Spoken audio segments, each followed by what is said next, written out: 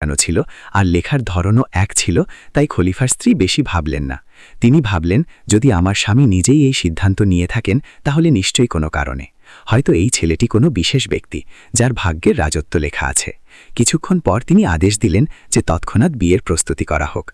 কথা শুনে খাদেমরা দৌড়ে গেল এবং রাজকন্যাকে বিয়ের জন্য প্রস্তুত নিয়ে এলো। আর আব্দুল্লাহ, যে ছিল নেকদিল ও সৎ যুবক, সে জানত না যে চিঠিতে কি লেখা আছে। সে শুধু ভদ্রভাবে প্রাসাদের আদেশ মেনে চলল। কিছুক্ষণের মধ্যে শাহী দরবারে বিয়ের অনুষ্ঠান সাধাসিধে কিন্তু স্থান সৈকতের সঙ্গে সম্পূর্ণ হল। আব্দুল্লাহ এবং রাজকন্যার বিয়ে হয়ে গেল। কিছু সময় পর যখন খলিফা প্রাসাদে ফিরলেন, তখন তার মেয়ে প্রাসাদে ছিল না। তিনি কিছুটা উদ্বিগ্ন হলেন এবং তৎক্ষণাৎ সেই চিঠিটি আনতে বললেন।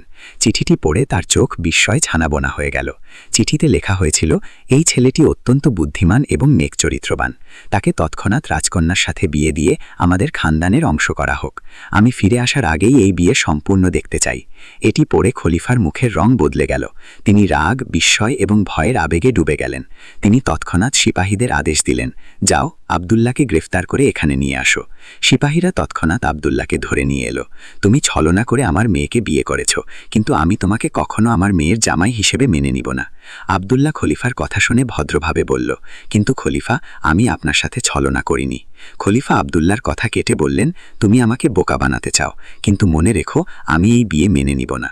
দুজনের কথা চলছিল, এমন সময় একজন সিপাহী দৌড়ে এসে খলিফাকে বলল, হুজুর, বাহিরে একজন বৃদ্ধ দরবেশ এসেছেন, তিনি এখনই আপনার সঙ্গে দেখা করতে চান। খলিফা তৎক্ষণাৎ সিপাহীকে আদেশ দিলেন, তাকে ভিতরে ডাকো। দরবেশ ভিতর আসতেই খলিফা সম্মানের সাথে দাঁড়ালেন। তাকে সালাম করে তার আসার কারণ জিজ্ঞাসা করলেন। দরবেশ মুচকি হেসে বললেন, খলিফা সালামুত, মনে হচ্ছে আপনি আমাকে চিনতে পারেননি।